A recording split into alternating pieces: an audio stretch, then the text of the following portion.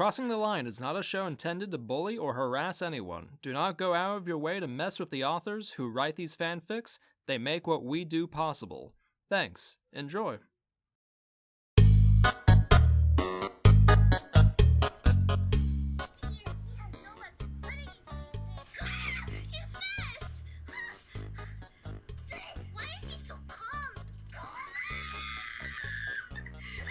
Who are they?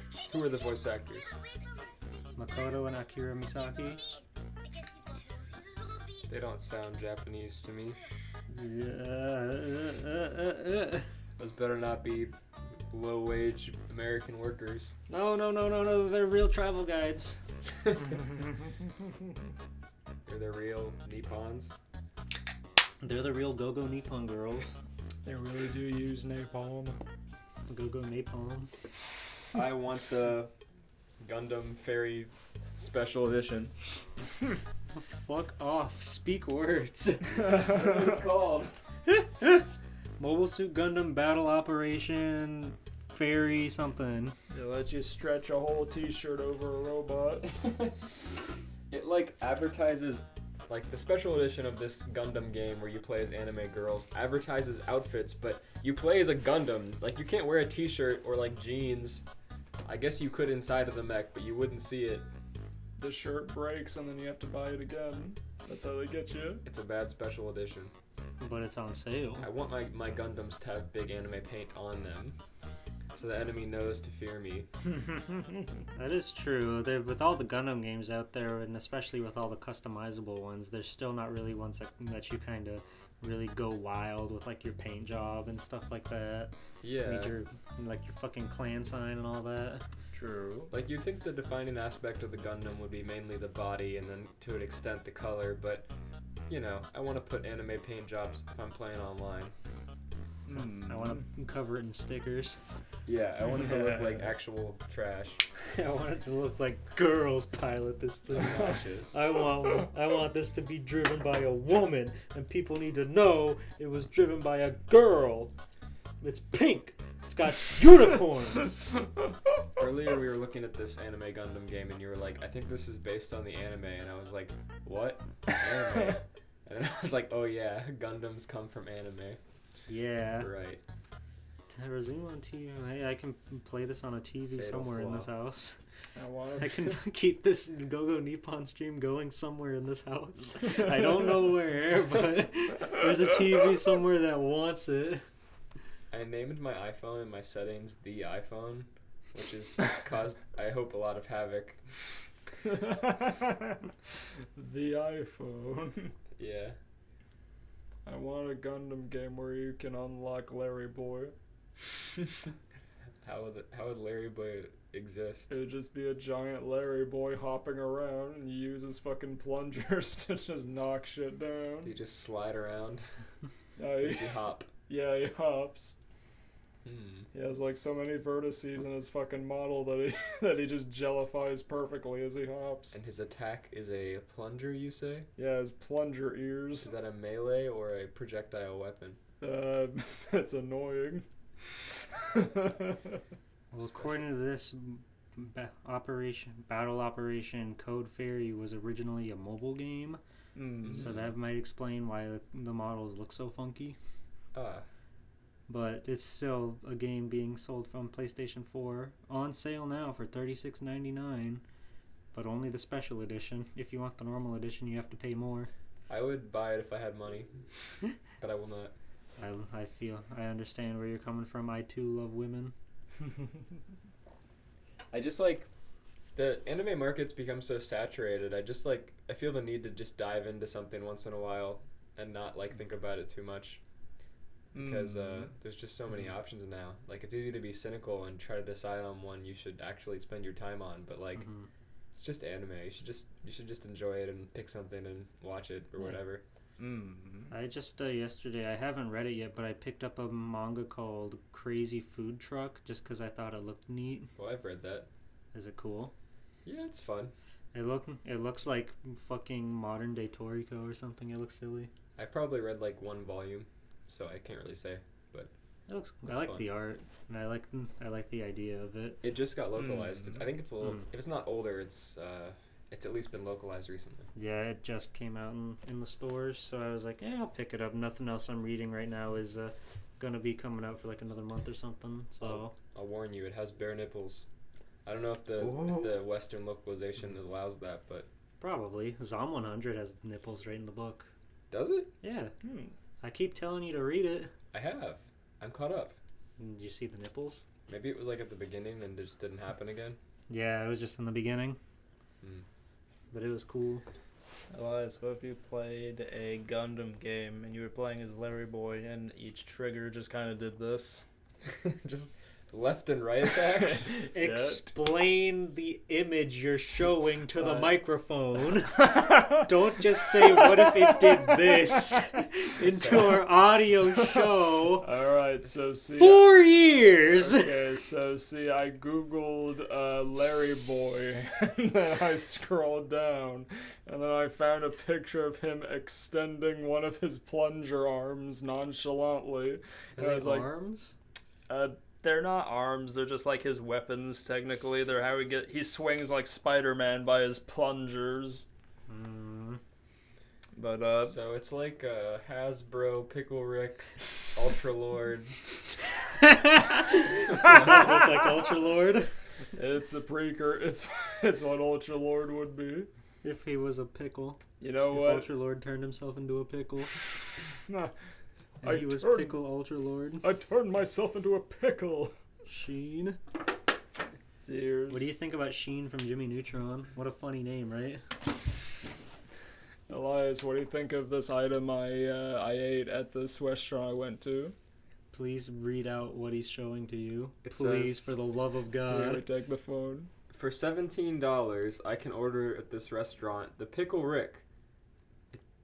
I don't know what the base item is, but it's topped with fried pickles, whiskey pimento cheese, bacon, and house-made Szechuan sauce. Quote, "I'm Pickle Rick!" Exclamation point. That's the item. $17. Would you buy it? I did. It was delicious. It was it like a hamburger? Yeah, it's a big burger. Okay. Sounds good. Steven, you just went on double vacation. Tell us about that on our show. Okay, This is the Undertale episode, by the way. Welcome to Crossing the Line, a fanfiction podcast where we review and critique fanfiction for your listening pleasure. I'm George Poole, Elias Beagle Vlogs. Hello. Steven Bluebreed. Hello. Steven, you had fun lately. It's true. Undertale Part 2. Undertale Part 2. Go listen to the first episode. I think that's on streaming services, maybe. I don't remember how long ago we did the first one. It might be. If that's not, then it's on YouTube for sure. Follow us on YouTube. Follow us on Twitter. Join the Discord. Follow me on Twitch. Follow Steven on Twitter. What is your Twitch? Swelltime Gpool. People keep yelling at me saying it's too long when they need to type it out, and I'm like, well, fuck off. Gpool's taken. What do you want from me? I think you can change it if you would like. Well, Gpool itself is taken, and it's by an account that's not using it, which sucks. I would think of in terms of syllables, so if you want Gpool, it could be like SL Gpool or something. That's true. I don't know. Anyway, Steven, vacation. Yeah, vacation. You went on 2 vacations back to back. You got your dick sucked, and then you hung out with your dad. Damn, vacation sounds pretty cool. In the McDonald's play area, in the world's largest McDonald's, with Moon Man looking down on you. You looked up as you were getting the best head of your life, and he was just smiling, playing the keys. He was playing something. Mac tonight, got fries and shite. Mac tonight. So, yeah, I went to MegaCon with my friend Mama Blue. I was helping her with her art booth and whatnot that she was holding in the artist alley. Twitter.com/MamaBlue, MAHMABLU. Yes.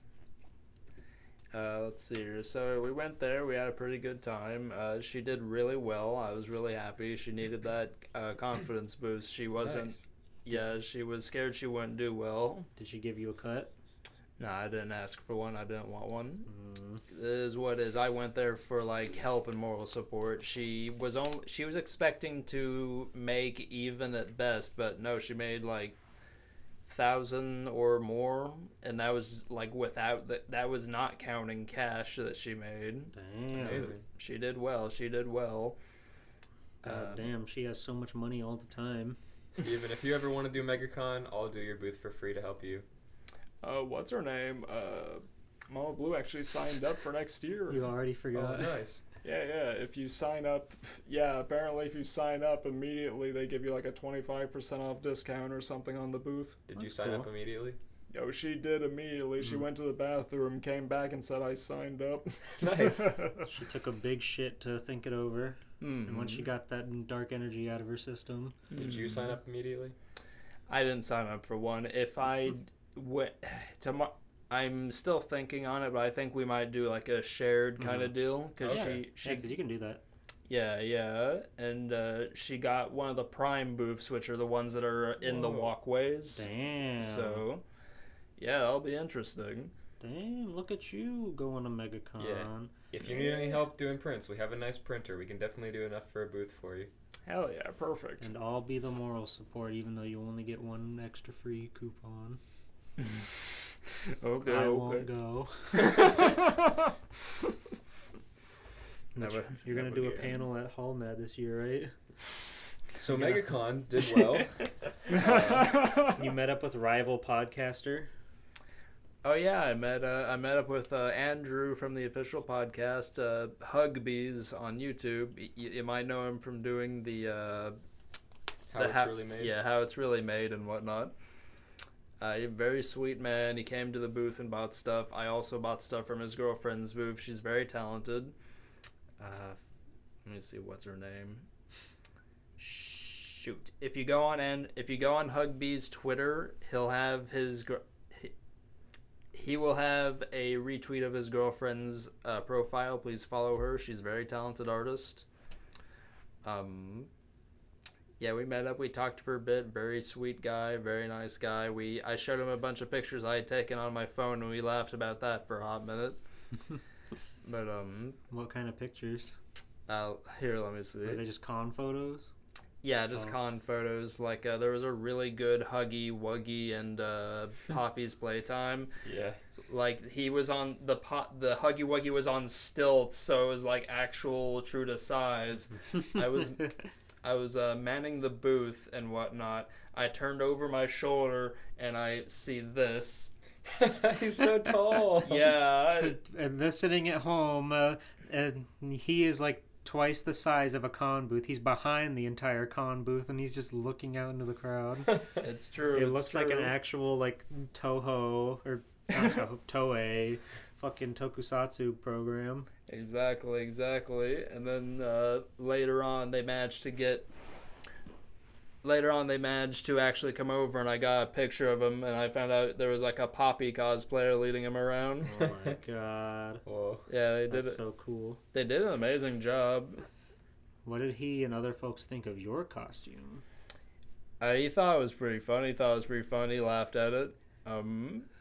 A lot of people at the con really enjoyed the cosplay. What were you? Huh? What were you? I was the human spider from the Tobey Maguire Spider-Man movie. Hell yeah. When he faces Bonesaw. Good thing we just watched that so you can get all the quotes.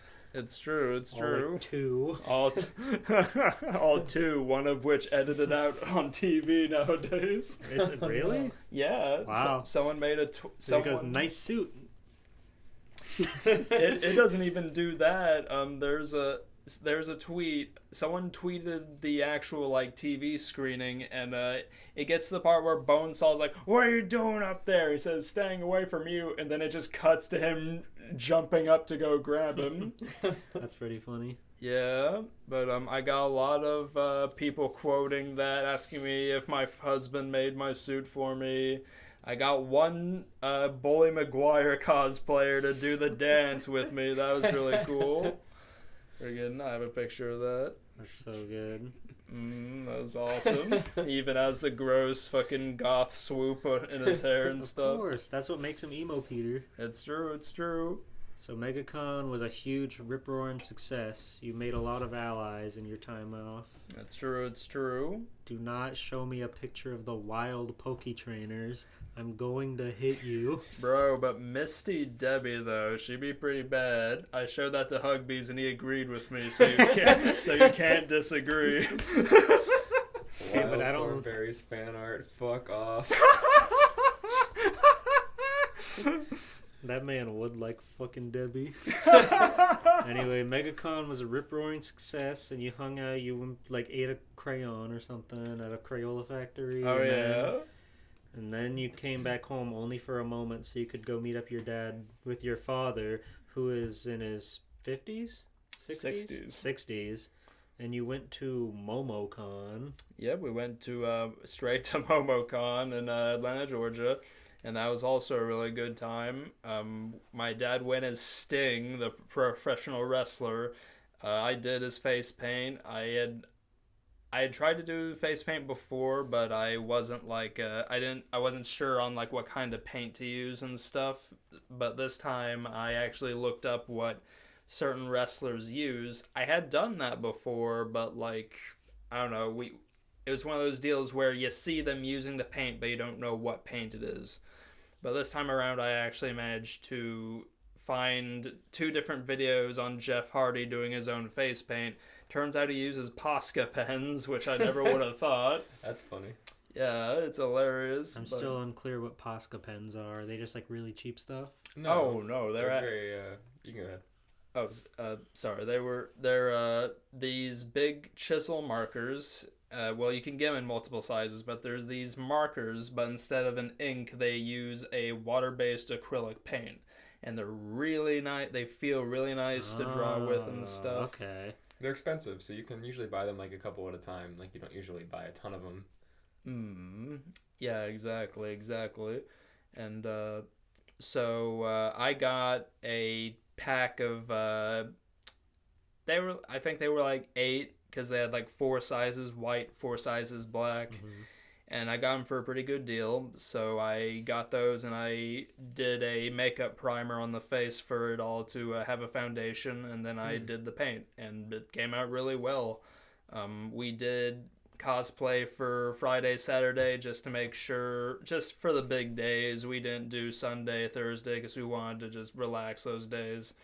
But the paint came out great both days. A fuck ton of people came up to my dad. He was not used to the attention at all. He, like, every day he was like, I'm surprised people know, these kids know who Sting is. And I had to explain to him, like, the Super Eye Patch Wolf videos on pro wrestling and how, like, a lot of people cover wrestling on YouTube and stuff like that. And, your makeup job was so well done that it caught the eyes of like a literal convention promoter. It's true. At MomoCon, they had a professional wrestling promotion called Stronghold Pro Wrestling or something like that. And the owner of the promotion, who was hosting and whatnot, he came up to my dad one day and he was like, your paint's really good, man. We're holding this convention in Jacksonville, June 11th. You should go. And he handed him a flyer. And we were like, oh, okay, cool.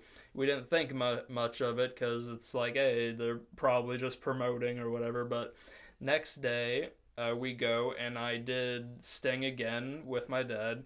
And this, now, both times I did a different type of Sting.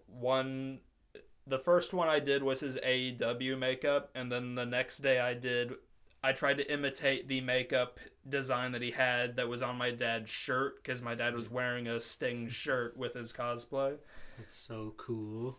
But that day, that promoter like sought us out again, and he asked us if we were going. And we were like, maybe it'd be pretty cool. And so he literally took out of his blazer pocket an envelope with 2 passes and said, here's 2 free passes, you should come.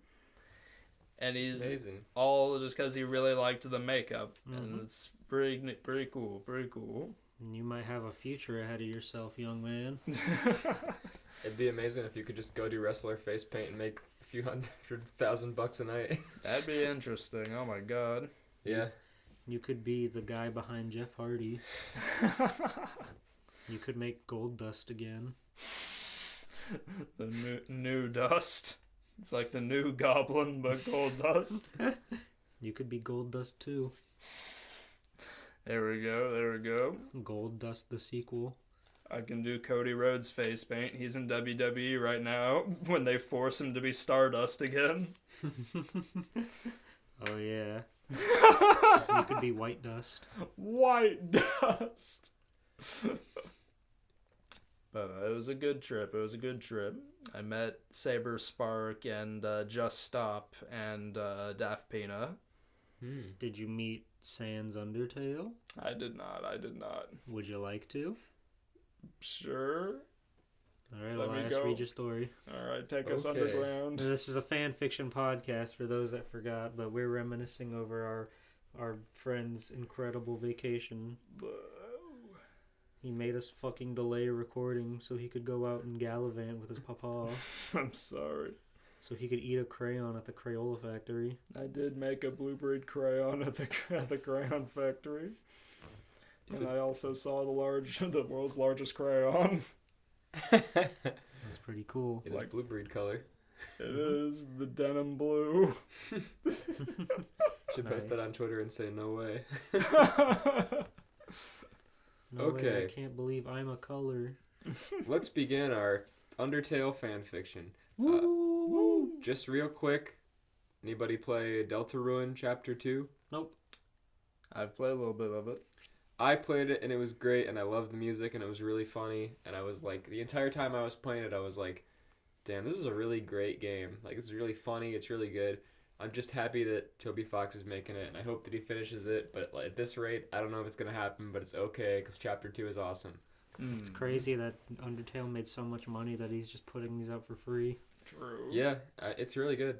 I'm Yeah, I happy played for the the guy. first Deltarune way back in the day. Like, that was like, what, 2019? 2018? I know 2018. I know it came out on Halloween. Yeah. But it was either 2018 or 2019, which was a long time ago. Oh, yeah. And then part 2 came out, like, last year. Yeah, I think so. Time's been weird with COVID. Yeah. We've been in a perpetual bubble. It's it feels like they made it an RPG Maker because it's so stuffed with gags that it's like something that somebody who had a pre-made program that just had a lot of time did. But no, I mean, he programmed it all himself and all the jokes are really good and they work, and there's a secret super hard boss. There's a lot of secret other stuff, like typical Toby Fox. It's good. Nice. I don't know how I'm gonna feel about like going back to replay them because the save state carries over, but I have not saved my computer save states, so I don't know. Right. You got rid of your computer. Yes, sold it to you so you could become a streamer god. I am a streamer god. Your emotes look good. It's true. Check them out. I like your 3D PS1 model, man. Same. Looks really cool. Thank you. Yeah. I spent money on it. Well, time to read Undertale fanfiction. Chapter 1. Woo. Michael Wazowski had just reached another milestone with the first to garner 500,000 laughs. Oh my god. I can't believe he's an influencer. How do you measure laughs? Is it each ha, or is it like total situations? They get. I don't know how that stuff works, because like when the kid screams, back when they're doing screams, they just like fill up jars worth of it depending Volume on. measurement. Yeah, so maybe that's it. Like if they do a chuckle, it's just like peters out. But if they're fucking rolling on the floor laughing, guttural screaming. It's a lot of laughs. I imagine it's like the like a dislike bar on YouTube. How it's just greener the more laughs. Mike does this comedy routine and gets downvoted and gets really mad. It gets ratioed. God, you did say earlier, like, I found my perfect Undertale fanfiction, so... A group of Monsters, Inc. employees swarmed over to Mike to heap on their praise. The announcement rang along the metal walls. Well done, buddy. Wow, what a feat. That was just like Santa Claus and Elf. That was really good. Well done, buddy. That's certainly not something to sneeze at. You want to do a Way to Christmas go. episode instead? Psst, what's his name again? Mike took in the praise with a shrug of his shoulders and a sly smile. It's really nothing. Nothing a true comedian like myself couldn't handle. Oh yeah, Mike is That Billy one guy. Crystal. Billy Crystal. His captivated crowd gave a small chuckle. Ha ha ha. You're so awesome, Mr. Wazowski, Smitty agreed. Smitty. Yeah, Needleman agreed, nodding his head vigorously. You gotta have some tips for monsters wanting to go into the business. Mike put a hand to his chin and rubbed it thoughtfully. Well, if I told you all my secrets, then my comedy would lose its charm. True. Smitty gasped, covering his mouth, and Needleman smacked the back of Smitty's head. I knew you shouldn't have made him ask. You almost made him lose his charm. Which one's Smitty? I don't know. Look it up. Mike laughed. Well, I could tell you guys one thing. He bent down low and scooped up the air with his hands. You see, before you can get in there, you gotta psych yourself up. You gotta get in front of some reflective surface, reach into the cockles of your heart, look yourself straight in the eye, and yell at the top of your lungs, Schmoopsy poo!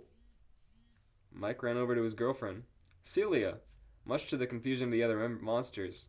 Celia beamed at him, her hair squeaking in excitement. Oh, Googly Celia. Bear! I just wanted to say congrats on the milestone. Sully would have congratulated you too, but he got caught up in some business about a new shipment of doors. Okay, so Smitty's the fat one and the Needleman is the skinny one in this picture. Okay. Where do These the look- monsters at work players come into this? I was gonna say they look like they're from that show. Yeah, very underdesigned. Background characters. Let's not talk about monsters at work. I watched it. I have to get something out of it. That looks better. It's Got like a pimples. It's like a. He's showing us a photo of like a actual like statue of Smitty. Canon Smitty. Then there was Smitty. He was friends with the man who shot Majin Buu's dog. It's true, he got blowed up. Mike looked behind Celia where he could see Sully near the entrance to the laugh floor. It's like he was too busy to come congratulate him, but he's like within eyesight. Yeah. He just couldn't turn around and say good job or something. Like wink or thumbs up.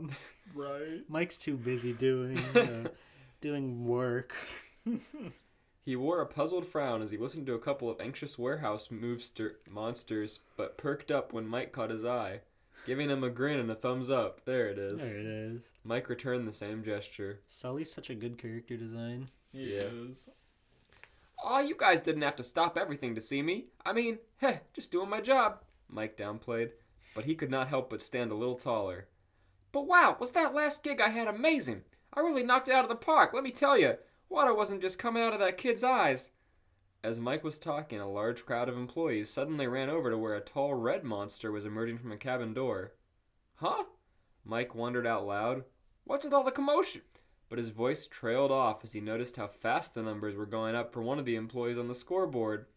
The employee's number bumped up from 499,442 to 499,802.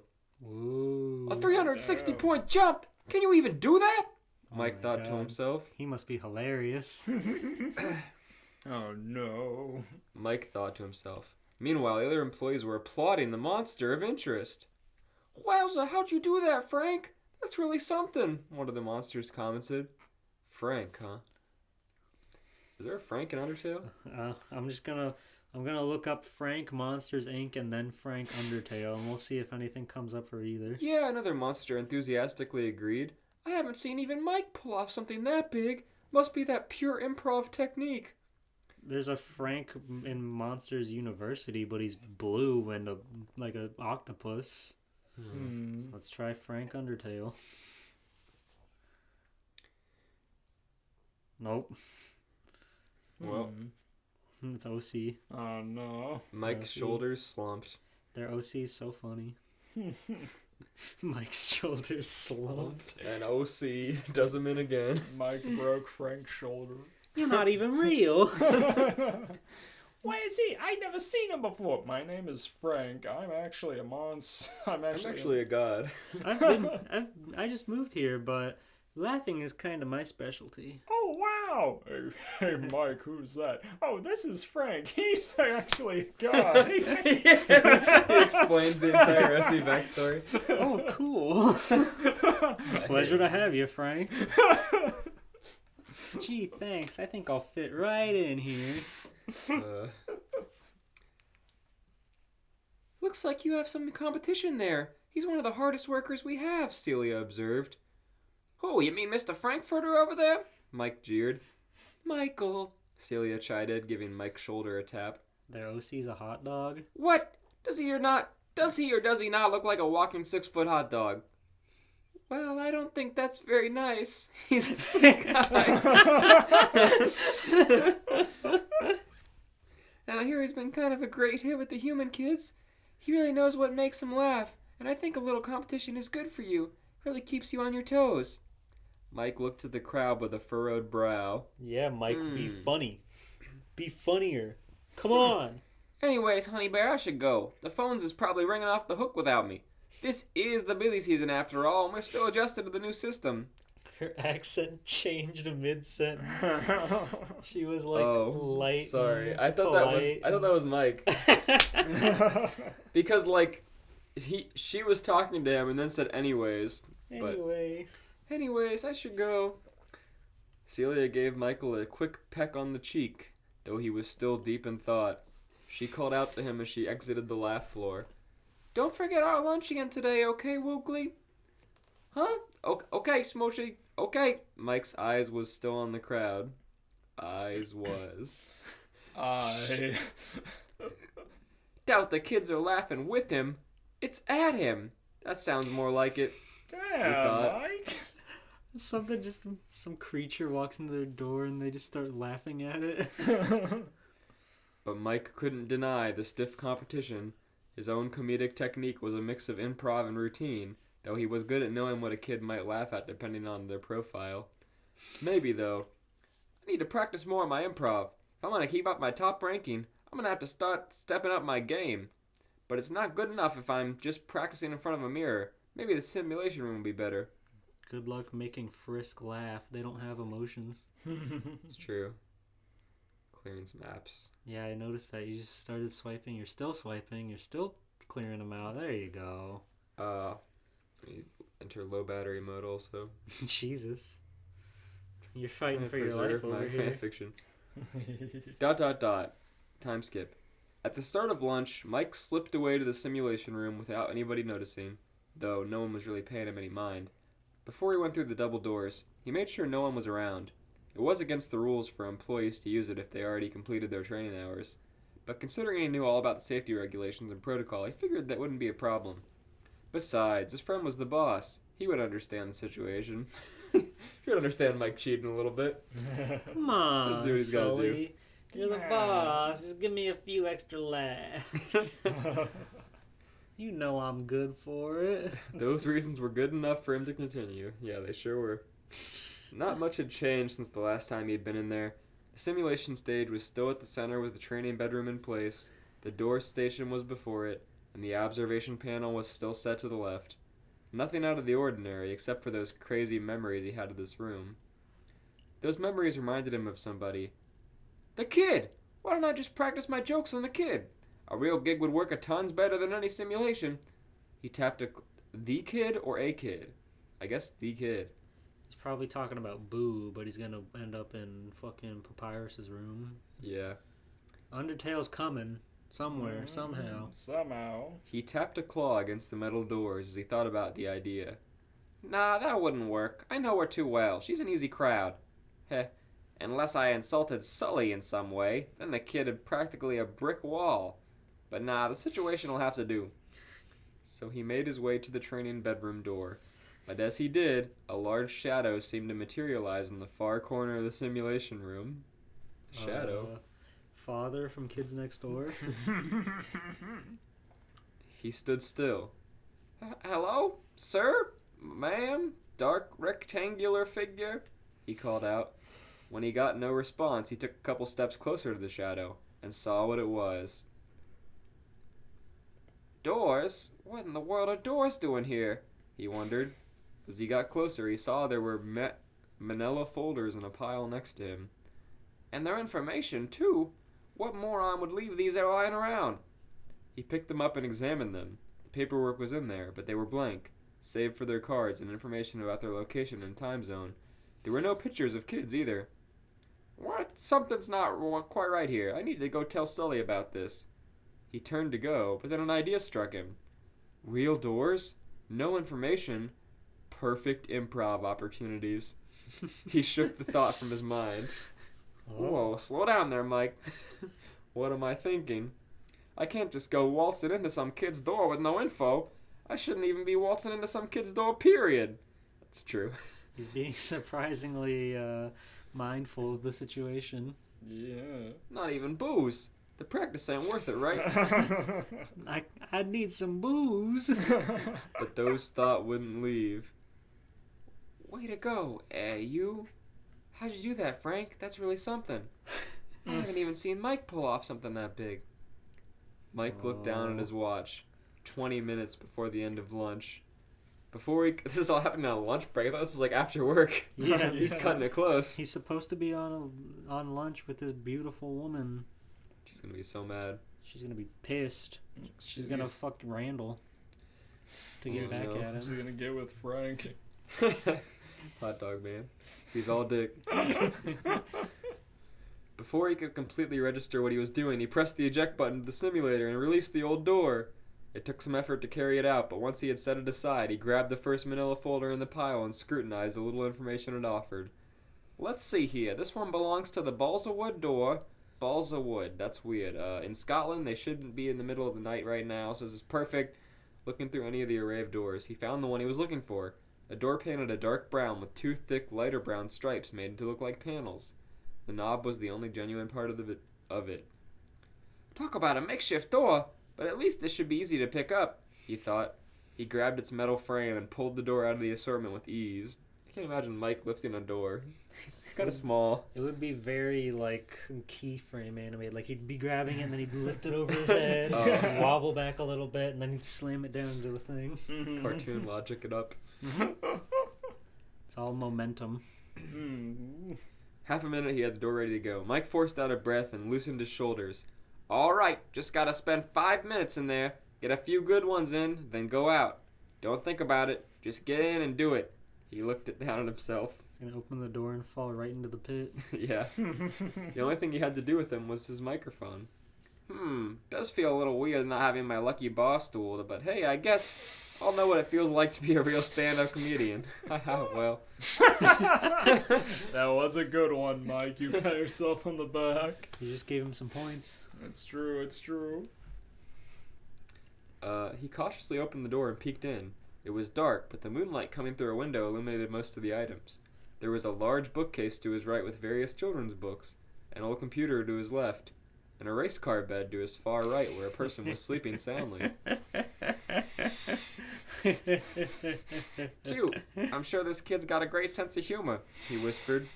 He tiptoed inside. Oh, yeah. Closed the door with a soft click and crept to the center of the carpet. Steven, what would you do if you woke up one night and some creature was trying to make you laugh? What if some little man was dragging a bar stool into your room? I'd ask him to go away. Why are you here, man? He'd look over his shoulder at you and say, hold on, I'm almost done setting up. Listen to my material. You're gonna love this. Drags in like a big fucking speaker, plugs his microphone. Is this thing on? He slams it on top of your desk. Well, it's now or never. I gotta do this fast, he whispered to himself. He took a big breath and held the microphone to his lips. Hey-oh! The person jolted up in their bed and turned to reach the lamp in their nightstand next to them. Hey, thanks for having me. Thanks for having me to liven up your night. Great to be here on old Sky. Oh. When the lamp turned on, Mike did not see a kid in front of him. They were not even human. Instead, two hollow eyes stared at him. It was a skeleton. Oh, no. The two stared at That's a pretty good one. The two stared at each other in shock.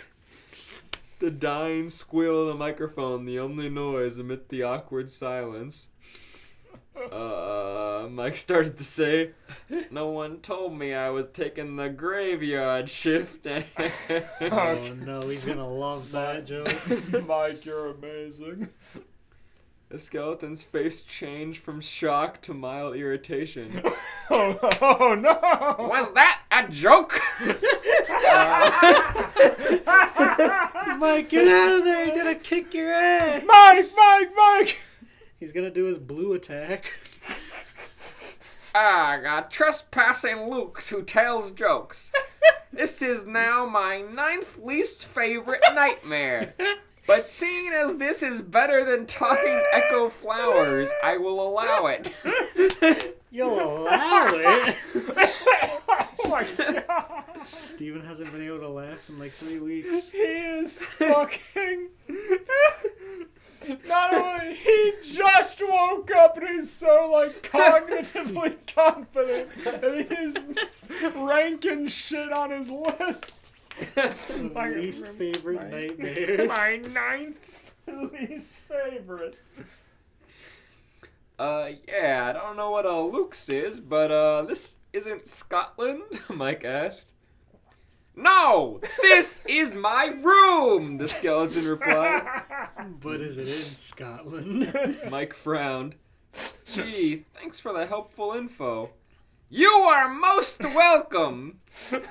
Mike stared at the other monster in disbelief. Heh, this guy's got jokes. He turned on his heels to leave. Well, this is what I get for walking through a door I don't know nothing about. Somehow someone made an error and made a door going through somewhere else in Monstropolis. Fablaville, Wesenberg, I don't know, but I'm going before they get this any weirder. Mr. Lukes, where are you going?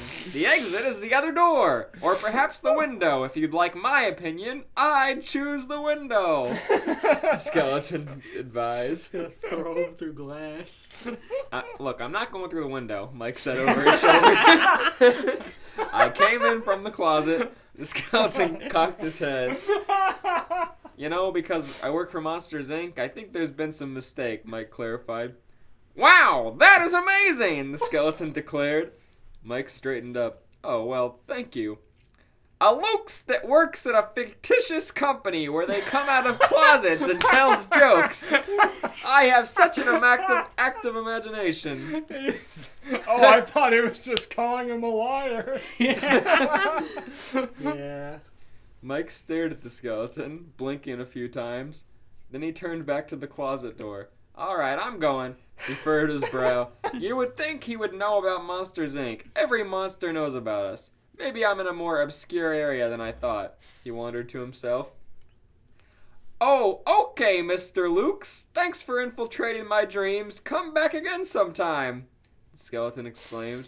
Yeah, sure. Mike turned the doorknob and opened the closet, but there were only clothes inside. Oh, no. Mike panicked, dropping his microphone.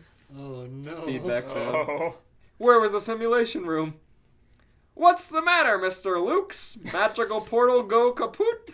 Asked the skeleton, who was now standing right next to Mike. Oh, I know. Oh, no. He's up. He fucking SCP'd over to He him. did. When Mike It's- blinked all those it's more times, he than- moved closer and closer. It's more than... Whoa, you're taller than I thought. It's not that broken. It's supposed to lead to another room, but it's gone. The door is just completely gone. But the door is right here. No, not that door. I cannot be stuck here. I don't even know where here is. Mike slammed and opened the other door a few times, but there was no change. He kneeled to the closet floor to get a closer look. No, there can't be. There's got to be a failsafe or something. I mean, it can't be gone. I was only here for a few minutes. Come on. He combed the carpet for something. Anything. Do you maybe have a flashlight or something I can use to see better? Sure. Here, pal. Mike grabbed an object from behind him.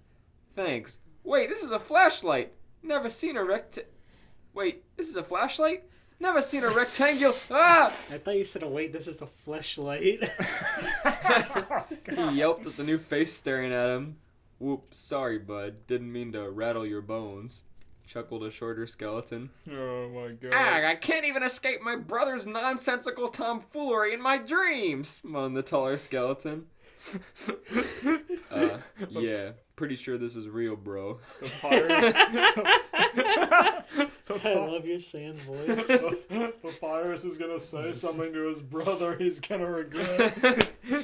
This isn't real, and you are a... Whoa. We don't normally share the same dream, shorter skeleton confirmed. Really? What a relief! My dream remains untainted. The shorter skeleton returned to his attention to Mike, who was catching his breath. So, what's the deal with you, bud? As much as we love having company over, we draw the line on visits at 2 a.m. Heh, you a burglar or something? The taller skeleton answered before Mike could get a word in. Mr. Lukes is not a burglar. He works at a company where employees use a portal to go through people's closets and tell them jokes in the middle of the night. Sounds like the kind of weird business you'd be into, brother. Huh. That's true. I think a burglar would have been more believable. Mike... Sans should really apply. You should. It's true. He'd be good at this job. Mike waved his hands and shook his head frantically. No, I'm not a... Well, some of that was true, but let me explain. The shorter skeleton shrugged. Go for it. I'm all ears. Mike took in a deep breath to calm down and started to explain. My name is not Lukes. My name is Mike Wazowski, and I work for Monsters, Inc., which is Monstropolis. My job is to go to human worlds and make kids laugh use these doors that connect their worlds to Monster World. The short skeleton raised an eyebrow ridge at this statement as Mike continued to explain. Their laughter is what we use for energy over there. I was getting some practice in, but for some reason the door I used led me to this room instead of a human kid's bedroom. I don't know how it happened, but I just know that the door I used got here isn't there anymore, and now I'm stuck. All because I... Sigh. Oh boy.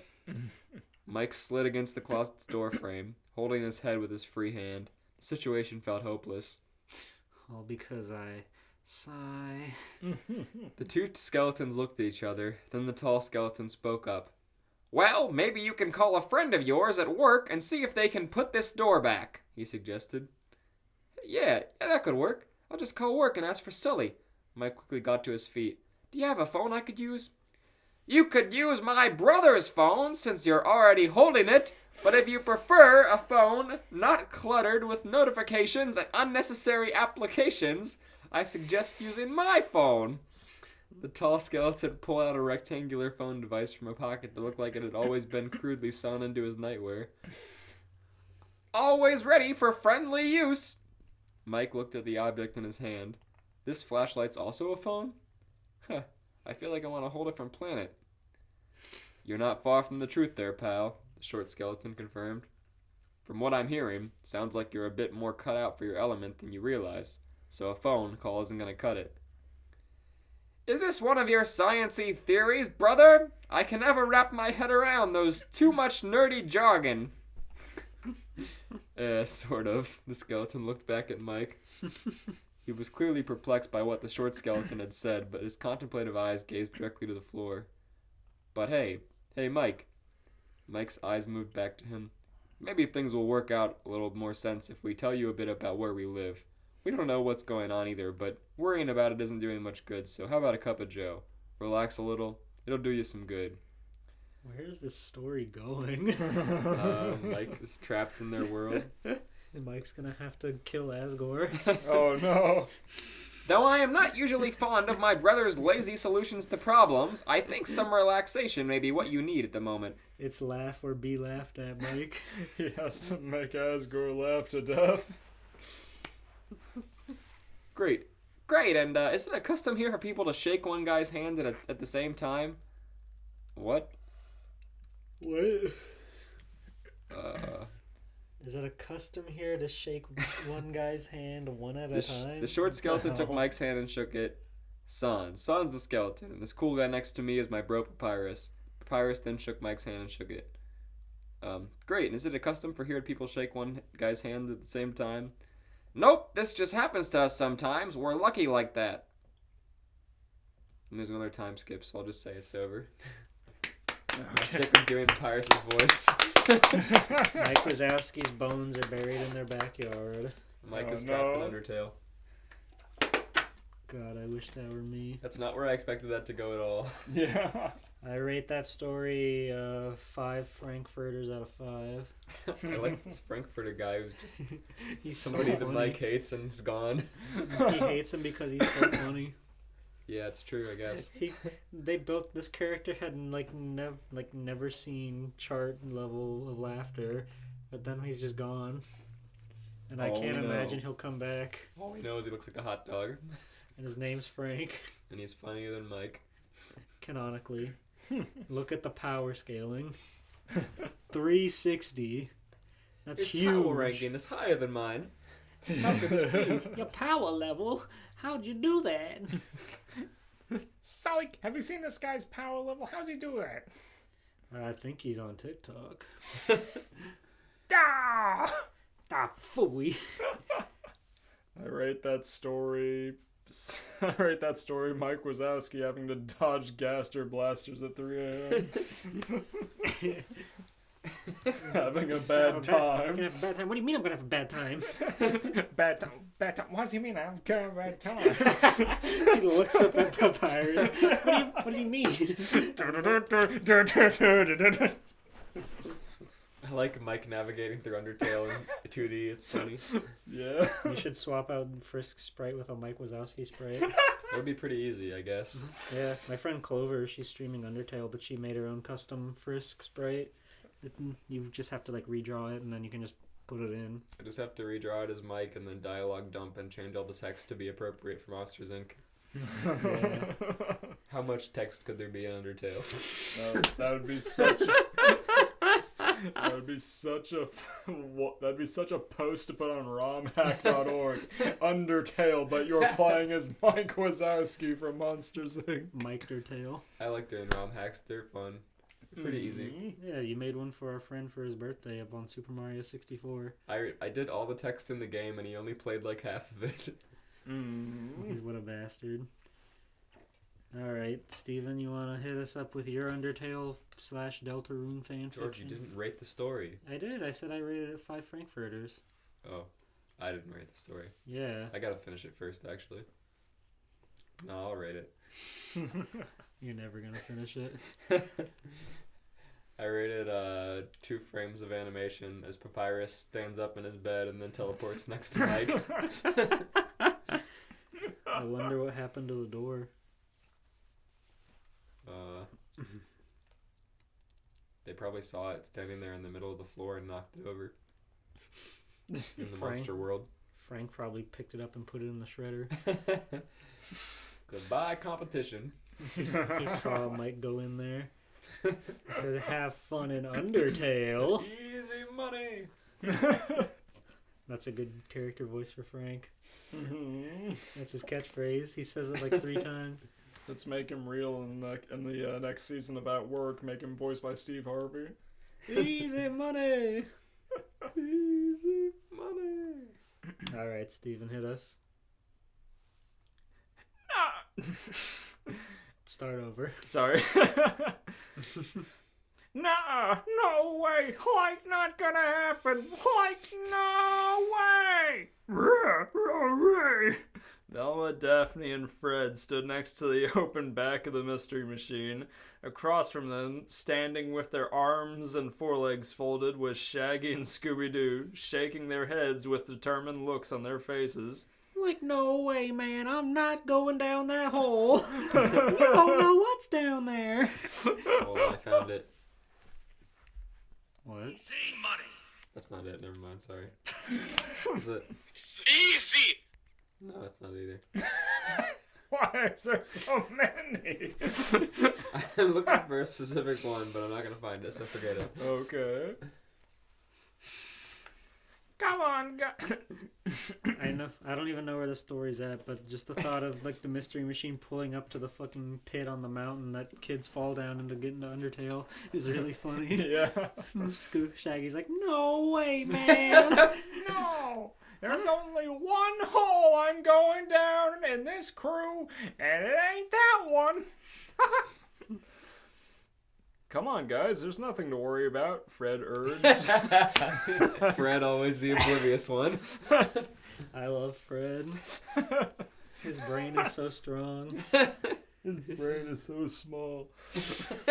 Small but mighty. Hell yeah. He's just happy to be there.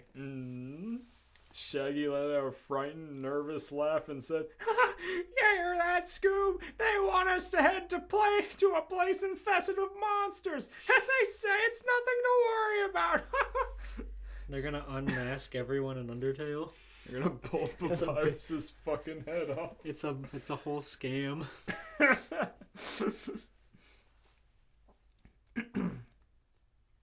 Scooby whimpered in response and frantically shook his head. Fred, the dog is actually terrified. Don't do this. Who cares? He's a dog. If he was scared, he'd let us know. Right, Scooby? He just has to use the bathroom Talk! or something. Talk! I know you can do it! Speak up! Fred, stop. I heard him! I've seen him do it! Don't make him take his ascot off again. I don't know where that came from with the thought of Fred going insane because he heard Scooby talk like a human one time and no one believes him is really funny. It's good content for your 4th of July episode. It's gonna kick Scooby in the fucking ribs. Hey! It's gonna make him talk. Remember when you did the fucking Halloween story where they made Scooby stand up on his back legs Fred stood on Scooby's back. so they could use him as a ladder? Steven's on the ground. He's collapsed. Fred wanted to break into the house, but the first floor door was locked, so he made Scooby wait there to be used as a ladder.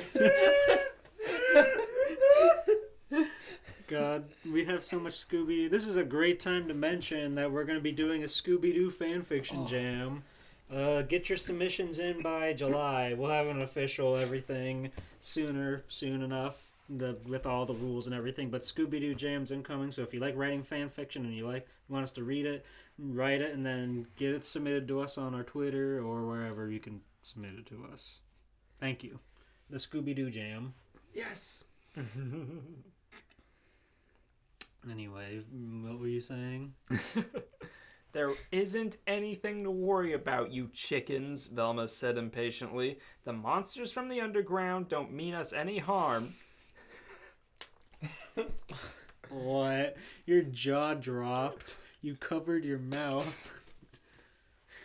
But they're real! Shaggy exclaimed as he flailed his arms up and down. But they're real! That is enough. Real! Scooby echoed. Scooby's like a parrot. Fred looks over at him. Real. That's the point, Velma urged. All these years we've been chased by people in monster costumes, solving their crimes, unmasking them, and sending them to jail. But now there are real monsters out there. How can we be expected to solve any more mysteries? Like no more mysteries, Shaggy remarked. Then he chuckled gleefully and said, I could live with that, right, Scoob? Scooby laughed in agreement. Clearly frustrated, Daphne huffed and said, You guys, this is serious. Believe me, I'd like to not have to deal with all these crazy mysteries as much as you two. But let's face it, we can't escape it. No matter what we do, no matter where we go. I think you can, Daphne. No matter where we go, we're gonna get dragged into a mystery one way or another. Like, just paint the van. Like, no. Like, just stop going places. No. I think you're being dragged by Fred.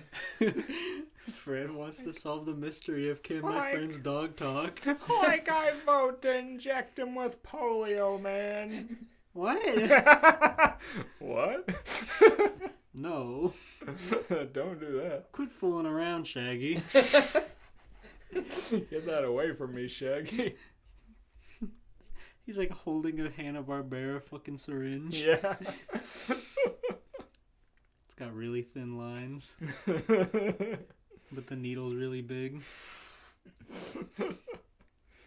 Velma nodded and said, which is why we need to head the Mount Ebbet area and show the world that Mystery Incorporated respect monster kind.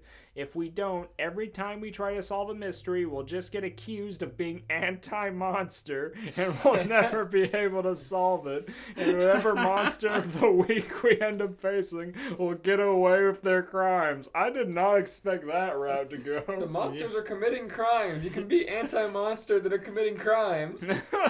They're pulling a bizarre racial like insensitivity situation onto their gag. We're like, oh, you just busted us because we're monsters. You think we're all bad, huh? Like, yes, I do, man.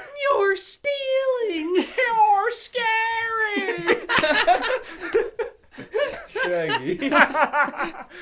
Easy there, Shag. Shag, stop. Like, name one good monster. What's it? Well, I don't know any. Shaggy, not in front of him. We'll talk about this later. My God. Confused and unconvinced, Shaggy asked, but what does that have to do with going to the monster capital of the world? Fred explained, if we can make friends with the real monsters from the underground, then whenever our next mystery happens, everyone will be okay with us trying to catch whatever fake monster is up to no good. Fred's trying to get a monster card. The M card. I can say it. I'm friends with him. All we need to do is do something good for them and make it sure it's public on public media or newspaper or something. Hey, Shaggy, are you getting this? Look, what a nice thing for me to do to this, a monster. Now give me back my shirt. Here, have a lollipop. Take Little a picture and thing. we'll pay for Google Analytics to boost this post. As long as the first post on Google is about how good we are at monsters, we can do whatever we want, Shaggy. Like, whatever, man. I still don't like it. See, because everyone will know that we're on the good monsters side and are just trying to stop the fakes. How about this? Shaggy says. He fucking decks him. Shaggy said as he pointed to his three friends. You guys can be the monster's friends, and Scoob and I will just be their friends of a friend. Deal?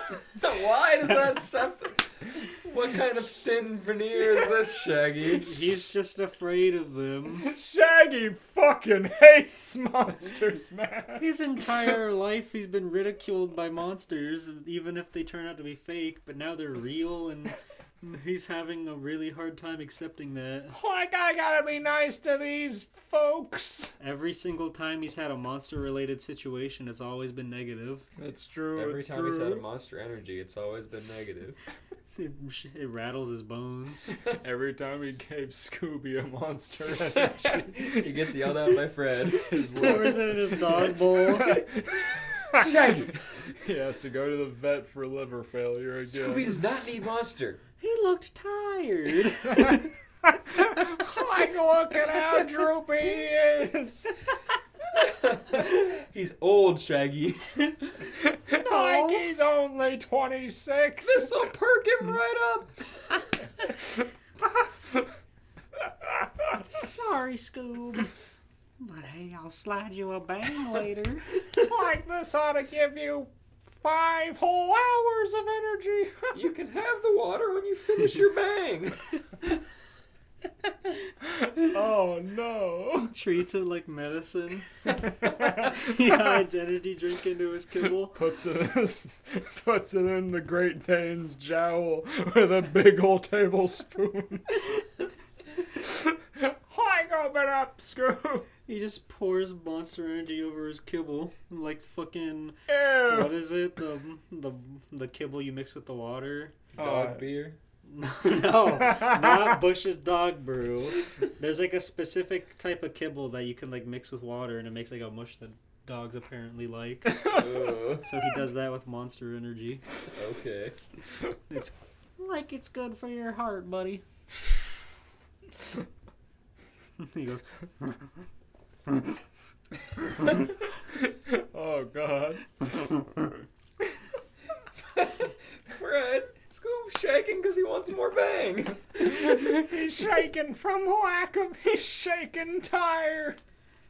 Look at the anticipation in his eyes. He misses it, Fred. Like he's so thirsty, man. But he doesn't want water. He told me. He can talk? I do it! I should not be allowed to read Scooby-Doo stories. It's too much. The jam is canceled. Scooby is my weakness. I'm sorry. It's like one of my favorite things to read. They're just so normal. The dynamic is so good. They're so normal, and then they have a talking dog. And it ruins everything. It breaks their friendship so easily. Read the Undertale, Okay. please. Come on, guys. Fred began, but was cut off by Velma. Let it go, Fred, she said. If Shaggy and Scooby want to miss out on all that good food, that's their business. Shaggy and Scooby said in unison. I just say it like that. Because he like swivels his neck on his Adam's apple. Food! He's got a big fucking Adam's apple. I was looking up fucking Mandela effects, and everyone remembers them with one, but he actually doesn't. It's crazy. You're just thinking of his big bulbous chin. Maybe. True. No, yeah, you're right. He's got like a straight line, but it's funny to think of him with a big Adam's apple. He's a character you would think would be designed with one. That would give him like a gross Ed and Eddie silhouette instantly. Having like a lump on his throat. Start boiling his line art. Velma took out her smartphone and began looking at some online articles she had bookmarked. Well, there's the MTT brand burger emporium run by a robot monster. There's been talk of a skeleton monster skilled in cooking large amounts of spaghetti. Oh, and there's also one monster who's... Why is that like a cryptid? And there's also one monster who's famous for baking award-winning pies. Shaggy and Scooby's eyes were wide as they let their drooling tongues hang out. However, they suddenly snapped out of their hunger-induced trance and turned to face each other. All right, Scoob, we gotta make a choice. It's either staying far, far, far away from real monsters or food. Shaggy proposed. We gotta make a choice. Our principles or our appetite. Our racial beliefs. Or... Okay, but there's definitely scenes where he like gulps and his Adam's apple comes out. Yeah. And Scooby does it too. They give the dog an Adam's apple. It's really weird. Scooby blinked and he rubbed his chin thoughtfully. Scooby blinked because he's a fucking dog. Dog. Scooby If blinked. you ask a dog if he wants food, he's gonna say yeah. Shaggy, you don't ask him that question. Scooby blinked and shat in place. Scooby just heard food? His ears perked up. He shat in place. Shaggy said, Shaggy said, I'll ignore that for now. We're making a decision here. Like, did anybody bring a bag? Let's go. Shaggy, not again! Let's just go. It'll be fine. We're in a public park, Shaggy. You gotta pick that up. Like it could be anybody's, man. You're the only one here with a huge dog. Like you don't know that. Who's that over there? A bush. Here we are, gang. Welcome to the town of New Home, Fred declared. The Mystery Machine came to a stop in a parking spot at the town's visitor center, and the gang all exit. I'm just imagining the music from the 60s cartoon. Meow, meow, meow, meow. Yeah.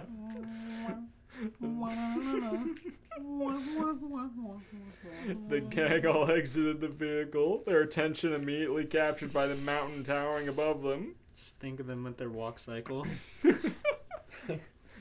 Zoinks! A mountain that big must have been able to hold a lot of monsters, Shaggy remarked as he leaned back to take a good look at Mount Ibit. Oh, so this is like after Undertale, where they're just integrated into society. They don't even have to go into Undertale. Yeah. Uncle Scooby added. Gulp. Fred walked over to the cowardly pair, patting Shaggy on the back and scratching Scooby behind the ears. 5-starring Shaggy on the back. Calm down, you two. Everything's gonna be just fine. Velma turned. Calm down, you two. Everything's gonna be fine. Velma turned. Grabbed Scooby's ear. He grabbed Shaggy's neck.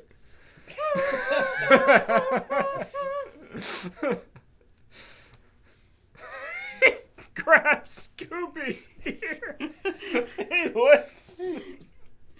Oh, God. Dogs hate when you do that. Don't do that. He grabs both and swings them in a circle till he throws up.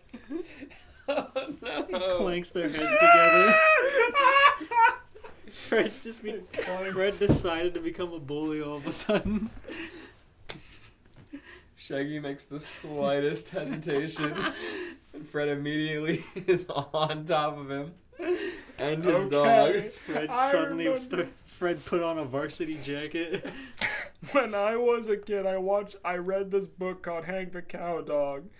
I bring this up because there's a chapter in this book where the owner of the dog forces him to drink dish soap and then swings him around till he throws up. Oh my God. Well, it's because he swallowed a fish hook and they needed him to fucking throw it up. What was this book? Hank the Cow Dog. That sounds familiar somehow. It was everywhere in like our school libraries and stuff. Okay. But friggin', I'm imagining Fred doing that, but not to, like, help him, just to hurt him. Fred's swinging around with him. One of us is going to throw up, and it's not going to be me. How's all that dish soap, Scoob? I'm great at spinning. Fed you that sponge and dish soap sandwich, Scoob. Oh, that one. Yeah. I was thinking of, like, a literal, like, cow dog. Like that guy. Oh, yeah. Yeah. What's the other cool dog? Marmaduke? No. Well, yes, but... Scooby? Oh. The one that was, like, on the t-shirts and everything with the sunglasses. Big Dog. Big Dog. Oh, yeah. Big Dog. He's so cool. You want to watch the Marmaduke live-action movie? I want to watch the new animated one that came out. Is it anime? It's animated, it's CGI, and it's really bad. He has really big paws. I don't like that, Steven. I don't like that you said that to me. I'd like to ban CGI. Okay.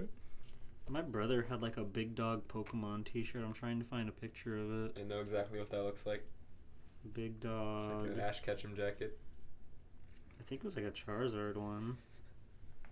Velma turned towards the nearby building and said, "Come on, guys, let's head to the visitor center and see if we can arrange a few interviews with some of the monsters in town." "Yo, watch out," a youthful voice cried. The gang turned to see a bright red, mid-sized ball flying towards them. Sorry, I found a shirt that has Sonic and Shadow kissing, and it says Joe Rogan Podcast on it. What the fuck? Oh, my lord. It's only $17.99. If you look up Big Dog Charizard shirt, that'll come up for some reason. Oh, I just have to look up Big Dog Charizard shirt. Yeah. Big Dog don't hold no grudges. The gang turned to see a bright red mid-sized ball flying towards them. Scooby jumped up into the air and expertly caught it in his mouth, sticking the landing and wagging his tail happily. Yo, nice catch, the voice called out. Everyone threw a ball at Scooby. Man. It was fucking Fred. Everyone looked to see someone running towards them. It was a short, yellow reptilian monster with no arms, a tail, and spikes on the back of their head. Oh. He wore a pair of brown pants and a sleeveless shirt with yellow and brown stripes. He also wore a red bandana around his neck. He had a big smiling, which showed his large buck teeth, and his eyes were big and expressive with brown rings around them. Zoinks! Shaggy screamed as he spun around and ran comically in place. Okay, Shaggy. He has no arms. I just saw the locals and immediately threw a fit. Not even 2 minutes, and here come the monsters! Shaggy dashed right into the mystery machine. You're in their town, Shaggy. And slammed the rear doors. However, and much to the surprise of the other 3 humans, Scooby ran up to the monsters and dropped the ball at his feet, smiling and panting eagerly as he sat in front of him. Scooby dropped the ball. Fred was amazed as he said, "Wow, Scooby isn't afraid of the monster. I wonder why." 2 reasons, Velma says. She adjusted her glasses astutely. 1, it's only a little monster. 2, no dog can resist a game of fetch.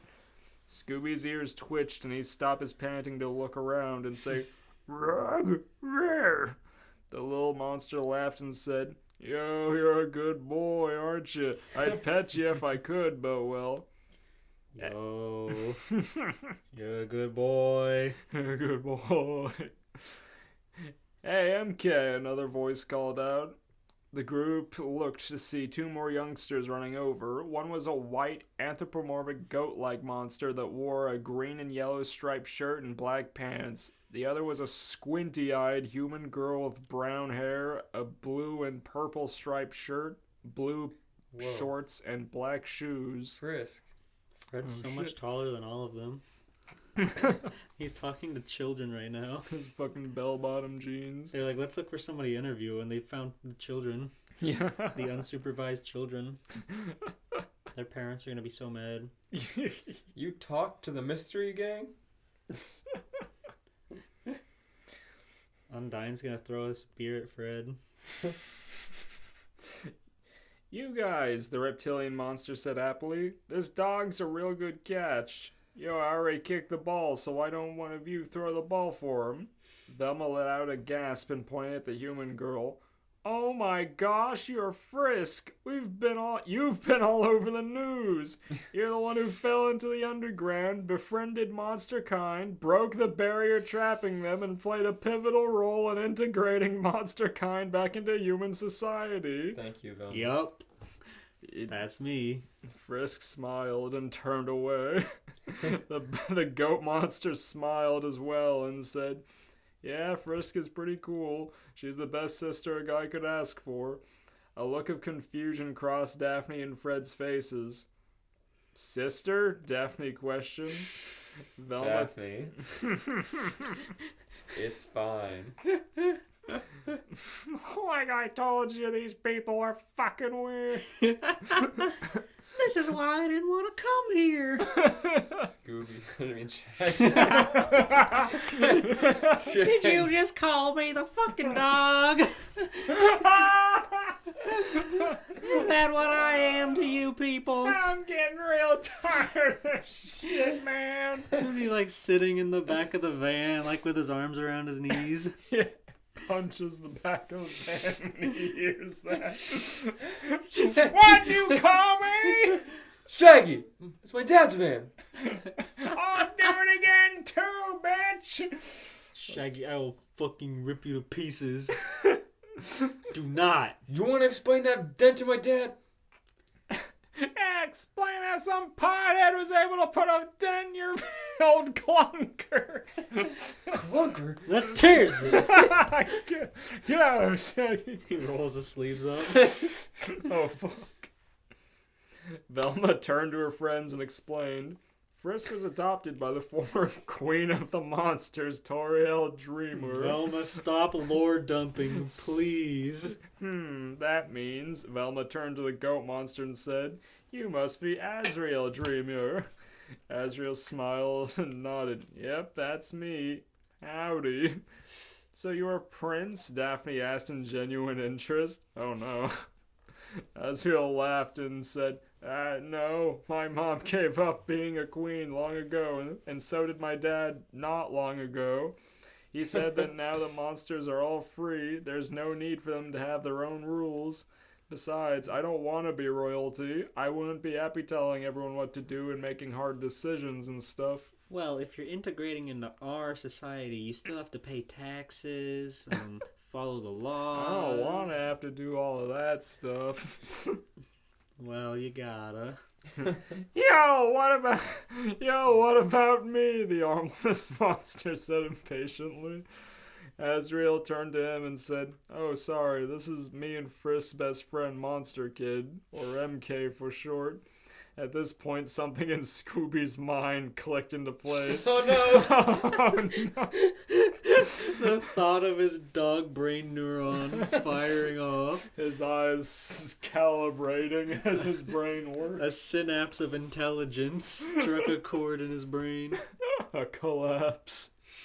And his eyes went... His lung collapsed. His liver collapses from the monster. He was the real monster. Okay. Alright. His eyes went wide and his teeth began to chatter. Monster! Scooby immediately ran to the back of the mystery machine and frantically knocked on the door. Raggy! Ralph! He cried out Knocked on the door. He's a dog. He got on his hind legs. Banging. He would absolutely smash the window and he would be pissed. It's already looks so bad for them. The paint is ruined. There's so many claw marks. My baby! It's like a whole event for these kids to just visit the monster area. This is why they never visit other cultures like for longer than like a mystery's length. They know exactly what happens. It's gotta be a whole ordeal with Shaggy and the dog. You two are such a fucking conniption every time. First it was Japan. Like, what do you mean all they got here is rice? I want a banana. No! Stop! Stop with the Japanese banana. I'm putting a ban on Japanese banana on all further podcasts. Oh, no. Okay, It's okay. so stupid. Hey! Okay. Your pay is gonna be docked accordingly. Oh, no. The door popped open and Shaggy quickly grabbed Scooby and pulled him into the van, quickly locking the doors. MK blinked in confusion and said, Yo, what happened? What'd I do? Fred walked over to the van and knocked on the doors himself. Come on, guys, you're embarrassing us. Now come on out. Shaggy and Scooby are here. Please leave a message after the beep.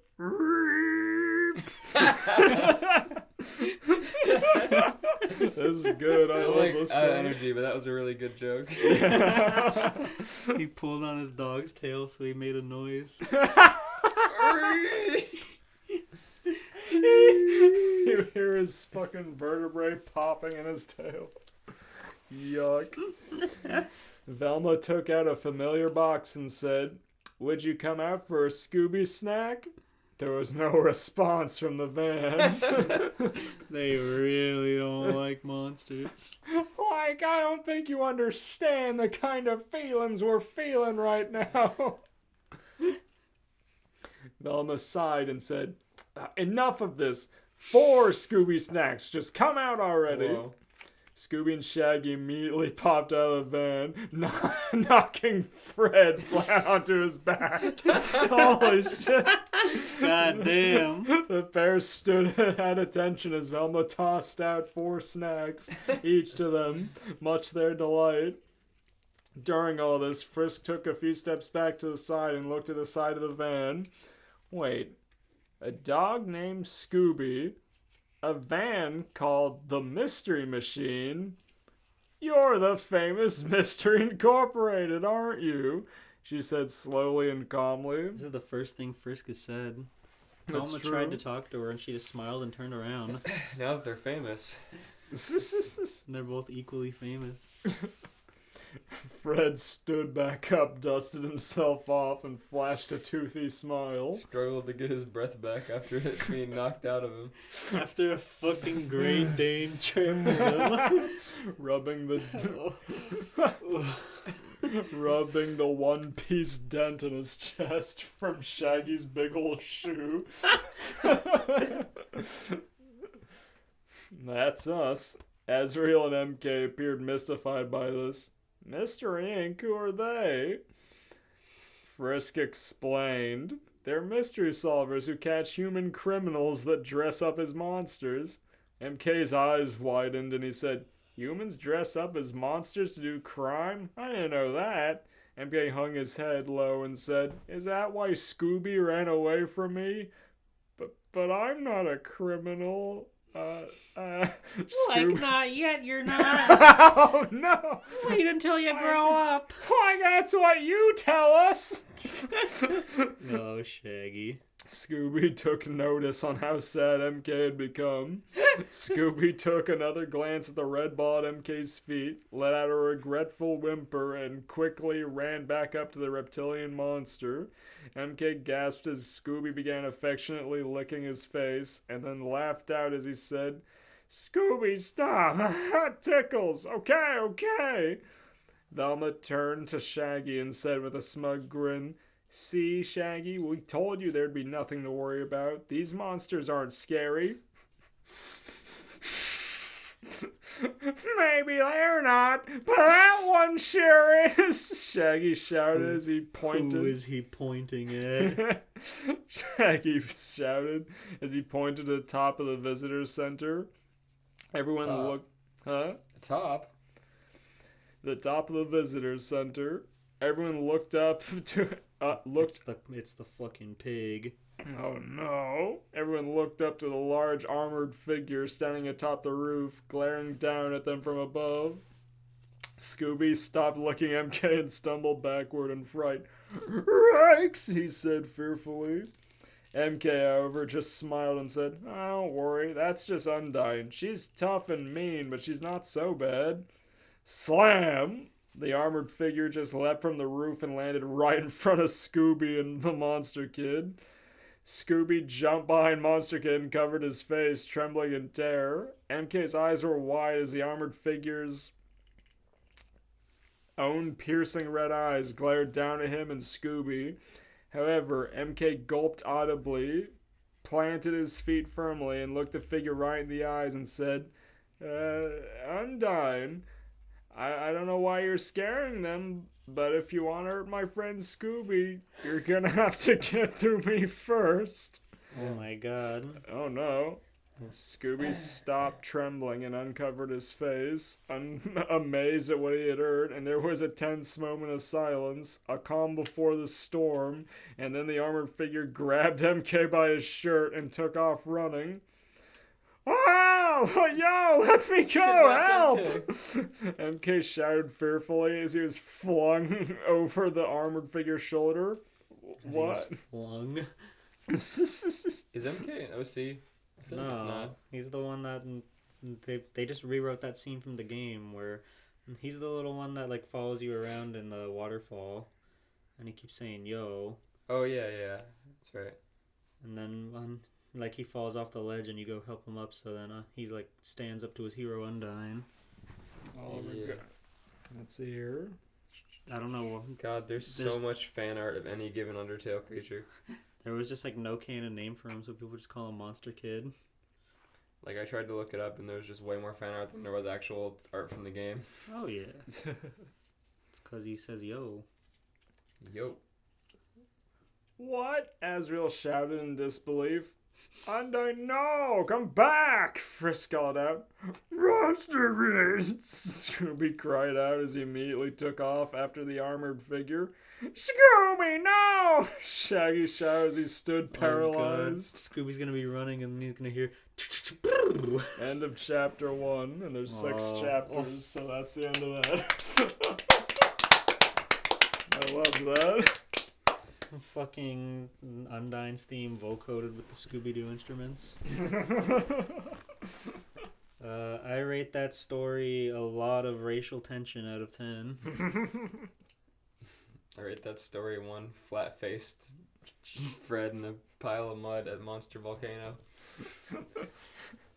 I rate that a lot of mysterious smoke coming out of the back of the van when they exit. Out of 10. Nice.